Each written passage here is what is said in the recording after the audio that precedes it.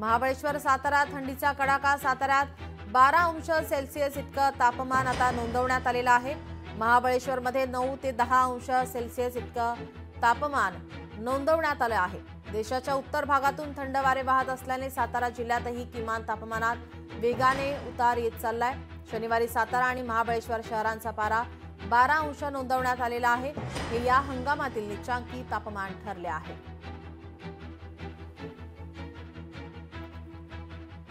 आपले प्रतिनिधी इम्तियाज मुजावर आपल्या सोबत जोडलेले आहेत। इम्तियाज, महाबळेश्वर आणि साताऱ्यात थंडीचा कडाका वाढलाय, काय अधिकची माहिती?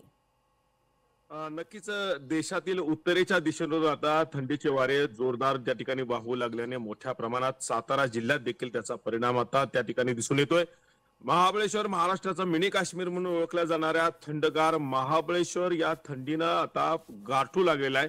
9 ते 10 अंश सेल्सिअसचा तापमान, निचांकी तापमान या ठिकाणी नोंदवण्याचं आपल्याला पाहावयास मिळत आहे। एकंदरीत महाबळेश्वरचं पहाटेचं वातावरण अत्यंत थंडीचं या ठिकाणी दिसून येत आहे। महाबळेश्वरमध्ये या थंडीच्या सुरुवातीलाच पहिल्यांदाच एवढं 9 ते 10 अंश सेल्सिअसचं तापमान निचांकी आपल्याला पाहावयास मिळालेलं आहे। एकंदरीतच 9 मे पासून सुरू झालेला पाऊस हा गेल्या 15 दिवसाच्या पूर्वी थांबलेला आहे।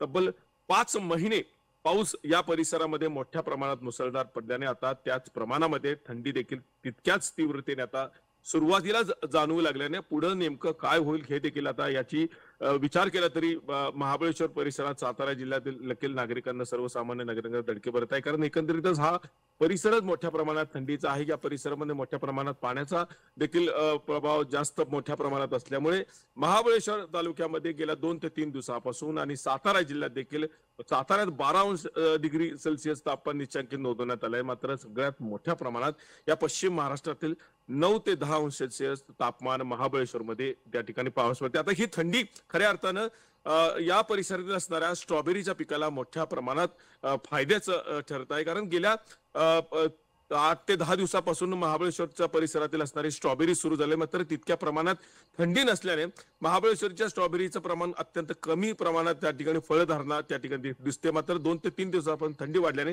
स्ट्रॉबेरीच्या कलरला देखील, स्ट्रॉबेरीच्या फळांना देखील आता दर्जा प्राप्त होईल। सध्या स्ट्रॉबेरीचं फळ देखील आता 400 ते 500 रुपये किलो प्रमाणात विकू लागल्याने या फळांना जास्तीत जास्त थंडीची गरज असते। आता ते थंडी महाबळेश्वर तालुक्यात पडल्याने आता महाबळेश्वर तालुक्यातील असणारे जे स्ट्रॉबेरीचं मुख्य पीक आहे ते देखील आता देशभरात जाऊ लागले। जी, धन्यवाद इम्तियाज आपण दिलेल्या सविस्तर माहितीसाठी। लोकशाही मराठी ऐका, पहा, जागरूक रहा।